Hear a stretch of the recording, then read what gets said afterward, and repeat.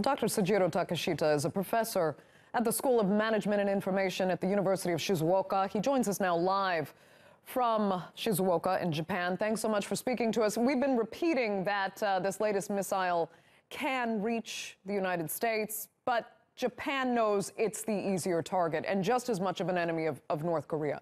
So how much should Japan fear for its security at this point? Well, I think very much, considering that this is really getting heated up, considering the fact that now they claim to reach the United States, which basically heightens up the tension without any speck of doubt.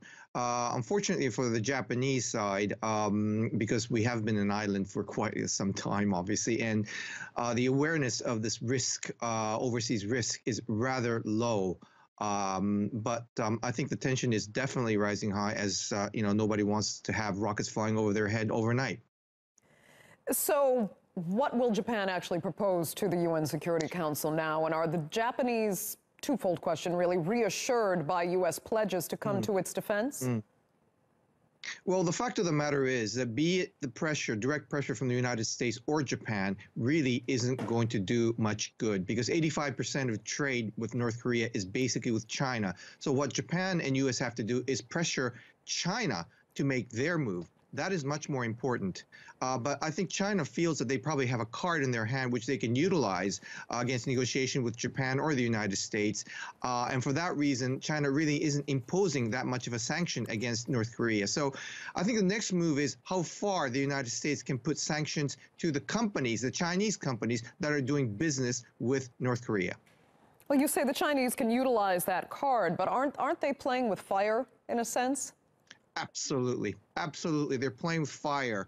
And certainly, we don't know how much it's going to blow. And also the Chinese authorities should realize that they themselves may not be able to basically extinguish the fire once it really flares up. So absolutely, it has a lot of extremely negative consequences if this goes on. And I really think that, from the relationship of the United States and China involved, they should really start to get North Korea on the table of negotiation.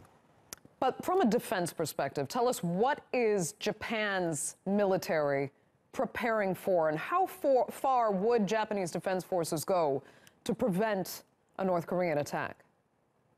Under our current constitution, the defense is actually extremely limited. That's one of the reasons why Mr. Abe is trying to change part of the constitution. But basically, we are under the umbrella of the United States force, and the first move will always come from either North Korea or the United States, and Japan will be in supportive act. But what Japan can do is much more pressure coming from the economic or societal side through politics. That is basically the methodology that Japan should take in order to jointly pressurize China with the United States. Okay. Thank you so much. We're going to have to leave it there for joining us there from Shizuoka.